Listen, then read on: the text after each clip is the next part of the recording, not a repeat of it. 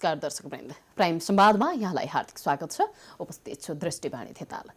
आज हामी हिजोको जुन सभा भयो, हिजोको जुन आम हडताल भयो, जसले देशव्यापी रूपमा प्रभाव पार्यो र त्यो प्रभावबाट जनताले अफिस जाँदै गरेका र अफिस जान नपाएका युवा वर्गले के पाए र समग्रमा हिजोको कार्यक्रमको औचित्य के त भन्ने सन्दर्भमा कुराकानी गर्नका लागि फेरि पनि जुटेका छौँ र हामीसँग आज रञ्जित तामाङ हुनुहुन्छ, सहसंयोजक हुनुहुन्छ उहाँ अनेरा सुबेउको। पछिल्लो समय प्रचण्ड माधव समूहबाट चाहिँ उहाँले नेतृत्व लिइरहनु भएको छ। कार्यक्रममा स्वागत गर्छु। बाँकी कुरा हिजोको बहस उहाँहरूको जनताको लागि कति केन्द्रित, कति सान्दर्भिक भन्ने कुरामा हामी जुट्नेछौँ। स्वागत छ यहाँलाई रञ्जितजी। धन्यवाद। कस्तो भयो हिजोको कार्यक्रम?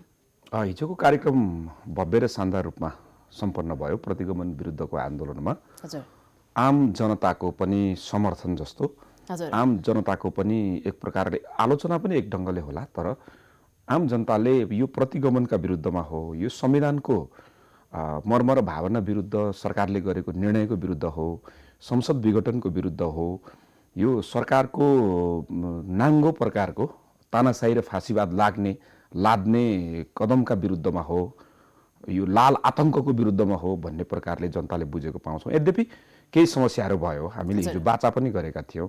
अब बन्द गर्दैनौँ, हडताल गर्दैनौँ, अब देश पछाडि फर्किने छैन, देश अगाडि बढ्नेछ भनेका छौँ। त्यो कुराको आधारमा हेर्दा चाहिँ देश फेरि पनि राजनीतिक मुठभेडतर्फ जान्छ कि भनेर अलिकति आतंक जस्तो पनि भयो होला। तर यो नेपाली राजनीतिमा नि हामी यो गर्दैनौँ, हामी अराजकता फैलाउँदैनौँ, आन्दोलन गर्दैनौँ, सबैजनालाई गरी खाने वातावरण दिलाउँछौँ भनेर सत्तामा हुँदाखेरि र सत्तामा पुग्नै लाग्दाखेरिको चरणमा चाहिँ बाचा गरिदिने, अनि त्यसपछि ती कुराहरू नमिल्ने बित्तिकै फेरि जनतालाई अप्ठ्यारो पर्ने गरिकन सडकमा उत्रिने यस्तो प्रवृत्ति चाहिँ कहिलेसम्म हो? सही, तपाईँले सही भन्नुभयो। हामीले चाहिँ के चाहेका थियौँ भने नयाँ संविधान बनाएसँगै अब देश राजनीतिक अस्थिरतातर्फ जाँदैन, राजनीतिक स्थायित्वतिर जान्छ। हामी विकास, समृद्धि, सुशासन हामी सबै राजनीतिक दलहरूको साझा सङ्कल्प हुन्छ। यो संविधानलाई समातेर जनताको जीवनमा रूपान्तरण गर्ने, जीवनमा परिवर्तन ल्याउने कुरा नै हामी राजनीतिक दलहरूको सङ्कल्प हो भन्ने आधारमा हामीहरूले भनेका थियौँ। अब हाम्रो कुनै पनि राजनीतिक दलको बन्द, हडताल आदि इत्यादि हुँदैन। तर हामीले के सोचेका थिएनौँ भने निर्वाचित भएर आएको कुनै पार्टीको एउटा नेतृत्व फेरि जङ्गबहादुरको रूपमा जन्मिन्छ, फेरि राजतन्त्र चाहिँ एक प्रकारले राजाहरूको जस्तो हावभाव र शैलीमा उत्रिन्छ, फाँसीवाद लाद्न खोज्छ, संविधानमाथि आक्रमण गर्छ, राजनीतिक अधिकार फेरि धरापमा पर्छ भन्ने कुरा हामीहरूले सोचेका थिएनौँ। अथवा संसद विघटन लगायतका संविधानको मर्म र भावना विपरीत असंवैधानिक ढङ्गबाट र जनताको जनभावना विपरीत यस प्रकारले संसद विघटन हुन्छ भन्ने कुरा हामीले परिकल्पना गरेका थिएनौँ। तर जब त्यो परिस्थिति सिर्जना भयो, हामी बाध्य भएर अग्रगमन र परिवर्तनको रक्षाको निम्ति जनताले हिजो स्थापित गरेको सङ्घीय लोकतान्त्रिक गणतन्त्रको भर्खरै अगाडि बढ्दै गरेको यो व्यवस्थालाई बचाउनुपर्छ। यो व्यवस्था बचेन भने आज केपी ओलीले जुन प्रकारको संसद विघटनको निर्णय लिनुभएको छ र त्यो निर्णय लिइसके पछाडि संवैधानिक परिषदका नियुक्तिहरू, हिजोका राजा महाराजा शैलीका यो चाहिँ विभिन्न पञ्च र्याली र यो चाहिँ जनताको बीचबीचमा गएर यो गरिने नागरिक अभिनन्दनहरू लगायतका हाउभाउ, सत्ता र शक्तिको दुरुपयोग, राज्य कोषको दुरुपयोग गरेर एकतर्फबाट शक्तिको प्रदर्शन गर्न सक्ने, तपाईँले गलत गरेको हो भनेर भन्न सक्ने भइरहँदाखेरि प्रधानमन्त्रीज्यूले मैले गरेको संवैधानिक परिषदका नियुक्ति लगायतका कुराहरू चाहिँ गलत छैन, म सही छु भनेर भन्न नपाउने यस्तो किसिमको राजनीति नेपाली राजनीतिको क्षेत्रमा भइरहने हो भनेदेखि, यो एवमृतले अगाडि गइरहने हो भनेदेखि यो मुठभेडको समस्या, फेरि जनता आक्रान्त हुन सक्ने, फेरि जनताले अप्ठ्यारो स्थिति सामना गर्नुपर्ने यस्तो खालको अवस्था नआउला भन्न त सकिँदैन नि रञ्जितजी। यो तपाईँहरू युवा वर्ग जसले चाहिँ दुवै पक्षलाई चाहिँ खबरदारी गर्नुपर्ने, दुवै पक्षलाई तपाईँहरू गलत गर्दै हुनुहुन्छ भन्नुपर्ने पक्षमा एउटाले जे गरे पनि हजुर राम्रो छ, अर्कोले जसो गरे पनि नराम्रो छ भन्ने प्रवृत्ति चाहिँ अलि राम्रो भएन नि? यसमा यस्तो छ, प्रधानमन्त्रीले गरेका सबै कदमहरू सही छन् भनेर प्रधानमन्त्री र प्रधानमन्त्रीका आसेपासेदेखि बाहेक कसैले भनेको छैन। तपाईँ कानुनविदको कुरा गर्नुहोस्, तपाईँ बुद्धिजीवीको कुरा गर्नुहोस्, तपाईँ आम नागरिकको कुरा गर्नुहोस्, नागरिकको अगुवाको कुरा गर्नुहोस्, राजनीतिक दलहरूको कुरा गर्नुहोस्, हरेक क्षेत्रमा तपाईँ हरेक क्षेत्रका व्यक्तिहरूले यो बिल्कुल रूपमा उहाँले यो चाहिँ असंवैधानिक ढङ्गबाट यो संसद विघटन गर्नुभएको यो जनघाती छ भन्ने कुरा आम मान्छेले भनेका छन्। संवैधानिक परिषदको नियुक्तिको तपाईँ कुरा गर्नुहुन्छ, पार्टी ब्रेक हुनुभन्दा अगाडि नै उहाँले त्यो फिर्ता लिन्छु भन्नुभएको थियो होइन। जुन अध्यादेश उहाँले ल्याउनु भयो संसदलाई स्थगित गरेर, त्यो अध्यादेश उहाँले फिर्ता गर्छु भन्नुभएको थियो। र कसरी अध्यादेश ल्याउनु भयो, त्यो अध्यादेशमा के प्रावधान राख्नुभयो, र त्यो अध्यादेश ल्याइसके पछाडि कस्ता कस्ता व्यक्तिलाई कसरी नियुक्त गर्नुभयो, यो आम मान्छेले छर्लङ्ग देखेको छ। त्यसले गर्दाखेरि उहाँले जतिसुकै फुलभुट्टा भरेर जे भने पनि उहाँले पूर्णतया असंवैधानिक ढङ्गको काम गर्नुभएको छ। तपाईँले भन्नुभयो जस्तो हेर्नुहोस् त, सङ्घीयता विघटन गरिदिन्छु, खारेज गरिदिन्छु, धर्मनिरपेक्षता म हटाइदिन्छु, जनमत सङ्ग्रह गरिदिन्छु, नारायणीमा म कार्यक्रम गरिदिन्छु, राज्य कोषको ढुकुटी खर्च गरेर यत्रो चाहिँ पञ्च र्याली गर्न मान्छे, भाडामा मान्छे किनेर ल्याउने, तपाईँले देख्नुभएको होला मिडियाहरूमा, ल्याएको भन्ने तपाईँहरूले ल्याएको मान्छे चाहिँ हामीसँग हामीले त एउटा कोही व्यक्तिलाई तपाईँले कार्यक्रममा सहभागी भए बापत 1000 पाउनुहुन्छ, 2000 पाउनुहुन्छ, जागिर पाउनुहुन्छ। तपाईँ जागिरमा हुनुहुन्छ भने तपाईँ राम्रो ठाउँमा पाउनुहुन्छ। तपाईँहरू अस्ति देख्नुभयो खेलकुदको कार्यक्रममा यो सब देखावटी कुरा हो। तपाईँ यो 3 वर्षमा उहाँले कतिलाई जागिर दिनुभयो, संविधानले भनेको रोजगारको कति अवसर सृजना गर्नुभयो, स्वास्थ्य शिक्षाको कति आधार बनाउनु भयो, उहाँले भनेको पानी जहाज कहाँ कुदिरहेछ, उहाँले भनेको रेल कहाँ आइरहेको छ, उहाँले भनेको विकास र समृद्धि कहाँ आएको छ, उहाँका वरिपरिका आसेपासे उहाँको जय जयकार गर्ने, उहाँको गुणगान गाउने, उहाँलाई चाहिँ जिन्दाबाद र आई लभ यू भन्ने मान्छेदेखि बाहेक अरू कसैको जीवनमा परिवर्तन आएको छ? उहाँको अरू कसैको जीवनमा विकास र समृद्धि आएको छ? जनताको कसैको जीवन यत्रो लकडाउन भयो, एउटा मजदुरले 1 रुपैयाँ पैसा कुनै दिन विद्यार्थीहरूलाई यत्रो धेरै समस्यामा भयो। ल विद्यार्थीका समस्यामा त सबैभन्दा जानकार नभएको जस्तो त तपाईहरु नै हुनुभयो है रञ्जितजी। हामी त कतिचोटि गयौँ, यो हेर्नुस्, हामीले सरकारलाई कतिचोटि भन्यौँ कम्तीमा अरू बाबा केही नगर्दिनुस्, नपढेको समयको शुल्क विद्यार्थीसँग नलिने, अभिभावकसँग नलिने भनेर सरकारले भनिदिनुस्। आज उहाँले जुन पञ्च र्याली गरेर यत्रो राज्यको यत्रो ढुकुटी सकिराख्नु भएको छ नि, त्यसमध्येको कम्तीमा 10%बाट नपढेको विद्यार्थीहरूले नपढेको समयको शुल्क नलिने, बरु त्यसको न्यूनतम शुल्क राज्यले कुनै न कुनै माध्यम मिलाएर विद्यालयहरूलाई छोडिदिन्छ भनेर भनिदिएको भए आज विद्यार्थी र अभिभावकलाई राहत हुँदैन थियो। केपीओले सरकारले गर्यो कि यो कुरा उठाउने बित्तिकै उहाँलाई असहयोग भयो, उहाँलाई काम गर्न दिएन हैन। तपाईँ अरू बेला हेर्नु न, उहाँ बैठकमा आउँदिन, बैठकको निर्णय मान्दिन, बालुवाटारमा उहाँको निवासमा बैठक हुन्छ, उहाँलाई सेक्युरिटी थ्रेट हुन्छ। आज त उहाँलाई कहीँ सेक्युरिटी थ्रेट हुँदैन, देशभरि जानु भएको छ, नागरिक अभिनन्दन खानु भएको छ। हेर्नुहोस् त, उखान टुक्का र प्रहसन देखाउँदै हिँड्नु भएको छ। अस्ति खेलाडीलाई बोलाएर त्यो एउटा डल्लो हान्न नसक्ने, त्यो डल्लो त मै हानिदिन्छु भन्नुभएको छ।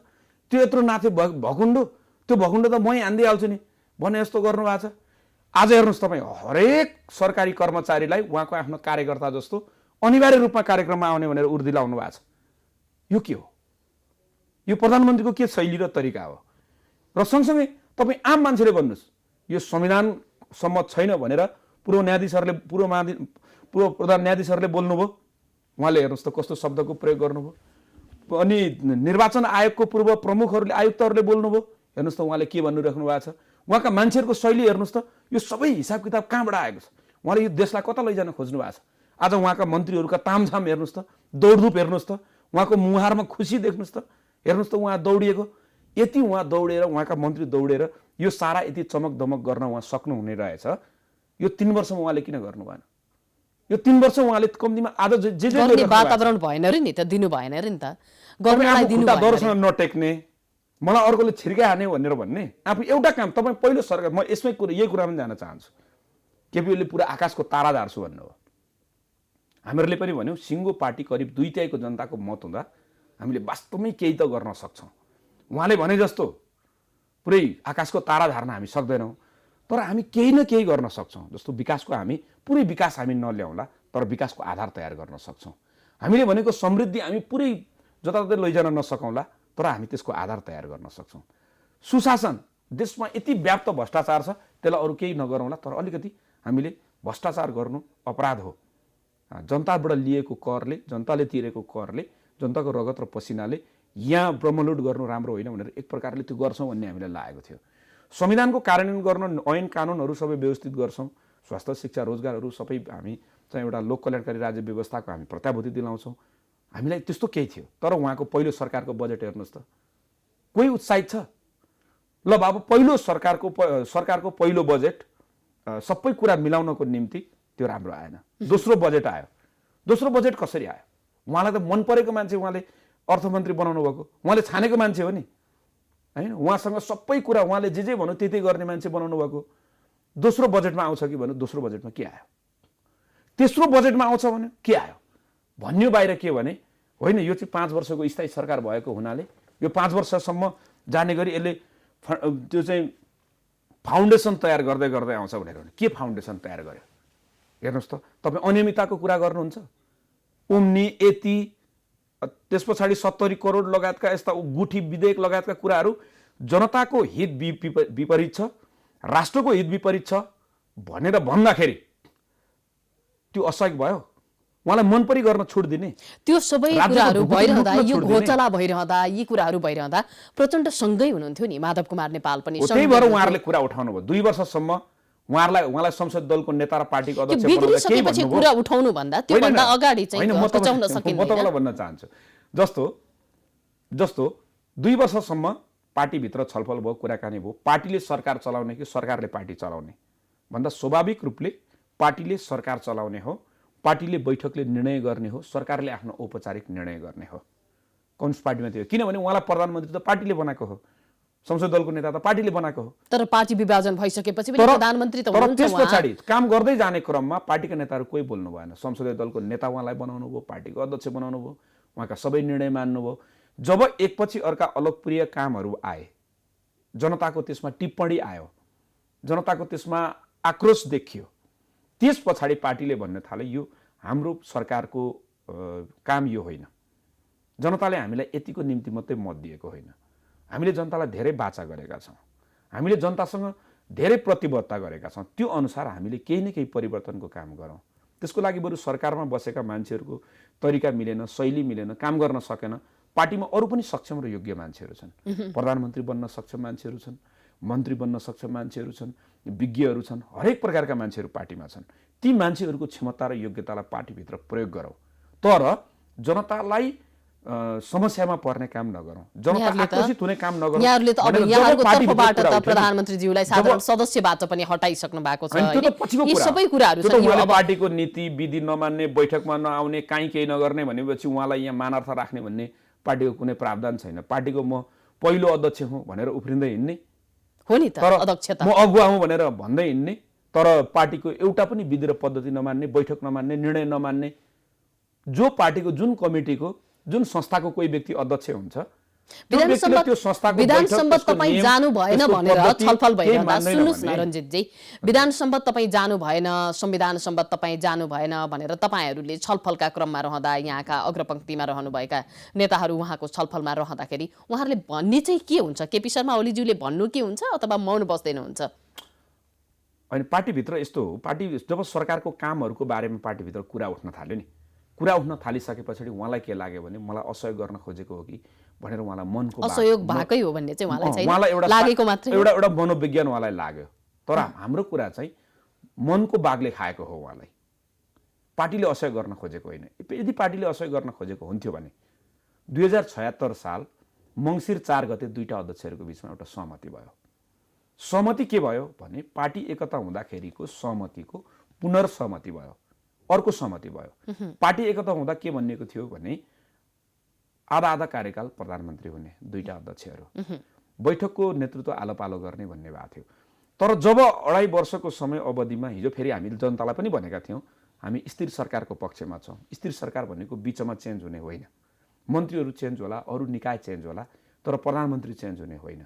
त्यो भनिसके पछाडि केपी कामरेडलाई पनि प्रचण्ड कामरेडले प्रधानमन्त्री बन्ने रहर गरेको हो कि भन्ने जस्तो लाग्ने। प्रचण्ड कामरेडलाई पनि मैले त प्रधानमन्त्री खोजेको त होइन, तर पार्टी र सरकारको कामको व्यवस्थापन गर्नुपर्छ भनेको हो भन्ने जस्तो लागेपछि उहाँहरूको बिचमा एउटा नेगोसिएसन भयो। त्यसमा के भन्यो भने जुन पार्टी एकता हुँदाको आधा आधा कार्यकाल भनिएको थियो, प्रचण्ड कामरेड र उहाँको बिचमा कमरेड केपी शर्मा ओली पूर्ण कार्यकाल प्रधानमन्त्री हुने, 5 वर्ष प्रधानमन्त्री हुने, प्रचण्ड कमरेडले पार्टीको अध्यक्ष हुने भनेर सहमति भयो उहाँहरूको बिचमा। त्यो सहमति भयो।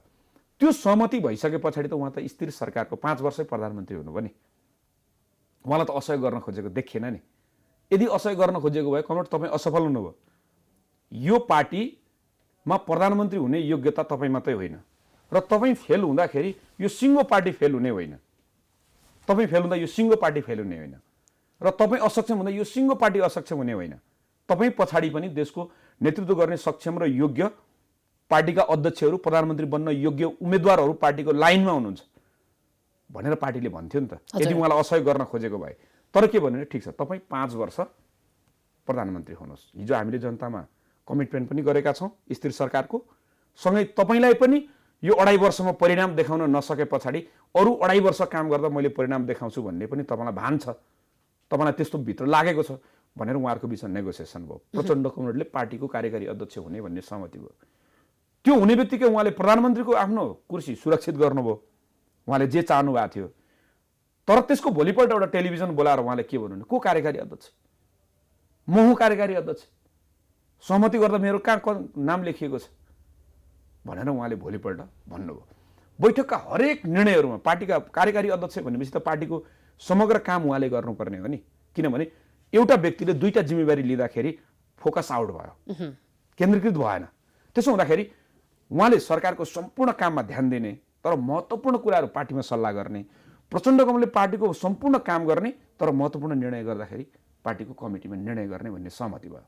तर भोलिपल्ट उहाँले त्यो सहमति भएको भोलिपल्ट उहाँले अन्तर्वार्ता दिएर को कार्यकारी, म कार्यकारी, मैले नभने केही हुन्न भनेर उहाँले भन्नुभयो भनेपछि उहाँको तरिका के हो?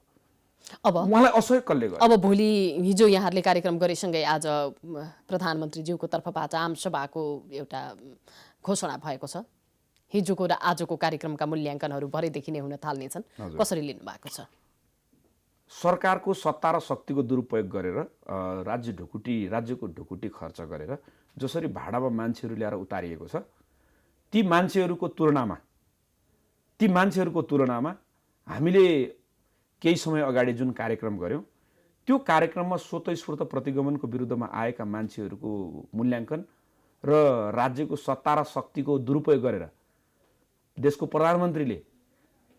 प्रधानमन्त्रीले राज्य सञ्चालन गरिरहेको व्यक्तिले यस प्रकारको कार्यक्रम गरेको कुराको मूल्याङ्कन हुन्छ र तपाईँ सुनको मूल्याङ्कन र नुनको मूल्याङ्कन उस्तै हुन्छ र फरक हुन्छ नि। त्यसरी यस्ता प्रकारका पञ्च र्यालीहरूको केही जरुरी छैन। हिजो ज्ञानेन्द्रलाई लागेको थियो नि, विभिन्न नागरिक अभिनन्दनहरू हुँदा जनताले मेरो कदमको स्वागत गरे, मेरो पक्षमा रहेछन्। आज केपीओलीलाई ठुलो भ्रम छ कि आज मैले जे गरेँ यो एकदम सही गरेँ, यसको पक्षमा आम जनता छन्। त्यसो होइन। हिजो जनता राजनीतिक परिवर्तनको निम्ति, सङ्घीय लोकतान्त्रिक गणतन्त्रको निम्ति, राजतन्त्रलाई फालेर गणतन्त्र स्थापना गर्नको निम्ति जुन सडकमा लागेका थिए ती मान्छेहरू केपी ओलीलाई अर्को राजा बनाउनको लागि लागेका होइनन्। आम मान्छेलाई भ्रम छ र केपी ओलीले आजको कार्यक्रममा मान्छे उतार्लान्। तर हामी तपाईँलाई भन्न चाहन्छौँ, आज केपी ओलीले राज्यको कोष खर्च गरेर कति मान्छे उतार्छन्? 28 गते हामी पनि काठमाडौँमा हिन्दू धर्म र सनातन धर्मको विषयलाई लिएर चाहिँ यदि बहस हुने हो भनेदेखि केपी शर्मा ओलीलाई समर्थन गर्न सक्ने अवस्था धेरै छ भन्ने खालको जनचासो मतहरू पनि पाउन सकिन्छ। म भोलिको कार्यक्रमको बारेमा टुङ्गे। उहाँहरूको भोलि जुन कार्यक्रम हुन्छ, हामी 28 गते अर्को कार्यक्रम गर्दैछौँ। उहाँले भाडामा ल्याएर राज्य कोषको खर्च गरेर उहाँले जो कार्यक्रम गर्नुभएको छ, उहाँले प्रतिगमन गरिसकेपछि राज्य कोषको कति दोहन गर्नुभयो यो समय र इतिहासमा यसको खोजी हुनेछ, यसको छानबिन हुनेछ, यसको जवाफ मागिनेछ, जनताले देशले माग्नेछ। हामी उहाँहरूको भोलिको आजको कार्यक्रमको जवाफ 28 गते दिन्छौँ। ईटको जवाफ पत्थरले स्वतःस्फूर्त रूपमा काठमाडौँमा प्रतिगमनको विरुद्धमा उत्रिएका मान्छेहरूलाई हेरेर यसको मूल्याङ्कन गर्नु। तपाईहरुले ल्याउनु भएका मान्छे चाहिँ सबै स्वतःस्फूर्त रूपमा आएका हुने, केपी शर्माले ल्याएको मान्छे भाडामा ल्याएको भन्ने चाहिँ हामीले राज्य कोषको दुरुपयोग गरेर हामीले चाहिँ विभिन्न प्रकारका काण्डहरू गरेर त्यहाँबाट कमिसन लिएर यो देशका कार्यकर्ताहरूलाई पैसा बाँडेर हामी गरेका छौँ। हाम्रा मान्छेहरू त, हाम्रा कार्यकर्ताहरू त, अग्रगमन र परिवर्तनका लागि लडेका हिजोका मान्छेहरू त फेरि अर्को नयाँ राजा जन्मियो रे, तानाशाह जन्मियो रे भनेर मकै र भटमास झोलामा बोकेर आएका छन्। यस्तो जाडोमा चप्पल लगाएर आएका छन्। यस्तो जनतालाई त समयमा खुसी पनि त दिन सक्नु झोला भएन बोकेर तपाईहरुले, आएका अब छौँ। त्यो अवस्था त हामी निरन्तर दुखी छौँ यो रहिरहेको छ। कुरामा। हामीले जनतालाई जे बाचा गर्यौँ त्यो कुरामा हामी दुखी छौँ, त्यो पुरा गर्न सकेनौँ। तर जनतालाई हामीहरूले के भनेको छन्, एउटा चाहिँ बदमासले हामीलाई ठग्यो, झुट बोल्यो, भ्रम छर्यो, माछो भ्यागुतो बनायो, हामी अब बनाउने छैनौँ भनेर हामीले जनतालाई आग्रह र अपिल गरेका छौँ। एउटा व्यक्ति जसलाई हामीले सुध्रिएको भनेर विश्वास गर्यौँ, तर त्यो व्यक्तिले आज हामीलाई धोका दियो भनेका छौँ। र तपाईँले जो भन्नुभयो, देशको एउटा प्रधानमन्त्री, सङ्घीय लोकतान्त्रिक गणतन्त्र नेपाल धर्मनिरपेक्ष राष्ट्रको प्रमुख हिजो अस्ति भर्खरै मन्दिरमा जानुभयो र पूजा गर्नुभयो। मन्दिरमा गएर पूजा गर्ने कुरामा हाम्रो केही छैन, हरेक मान्छेको आस्था हुन्छ। तर देशको कार्यकारी प्रमुखको कुर्सीमा बसेको व्यक्ति एउटा मन्दिरमा जान्छ तर ऊ मस्जिदमा जाँदैन, मन्दिरमा जान्छ तर ऊ गुम्बामा जाँदैन, ऊ कौरा पर्वमा जाँदैन, ऊ लोसारमा जाँदैन, ऊ उधौलीमा जाँदैन, ऊ अरू पर्वहरूमा जाँदैन भने ऊ जरुर रूपमा राष्ट्रको प्रमुखको आधारबाट उसले धर्मनिरपेक्ष राज्यको प्रमुखको हैसियत गुमाइरहेको छ। र ऊ धार्मिक हिसाबले हिजो धर्मनिरपेक्ष हुँदा देशमा ठुलो लडाइँ हुन्छ, मारामार हुन्छ, रगतको खोलो बग्छ भनेर जुन हावा पिटाइएको थियो नि, देशले धर्मनिरपेक्षता हुँदाखेरि देश युनिफाइड भयो, एकताबद्ध भयो, एक थोपा काहीँ केही भएन, अझ धेरै कसिलो भयो।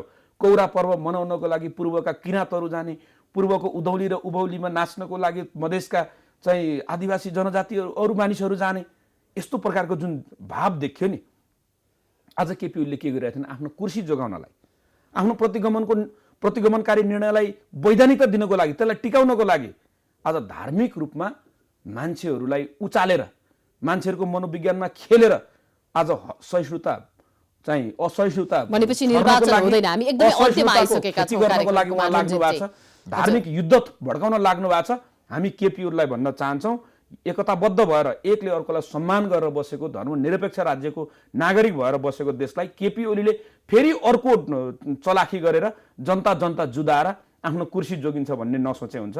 अहिले तपाईँले के भन्नुभयो, निर्वाचनको तयारीमा अब केपी शर्मा ओली जुटिसक्नु भएको छ, निर्वाचन जसरी पनि हुन्छ निर्वाचनको तयारीमा केपी ओलीलाई हामी जुट्न आग्रह गर्न चाहन्छौँ। संसद पुनर्स्थापना हुन्छ, संसद पुनर्स्थापना भएपछि केपी ओली बालुवाटारबाट बैलगाडा चढेर बालकोट जानुपर्छ। उहाँले चुनावको तयारी बालकोटबाट गर्ने हो।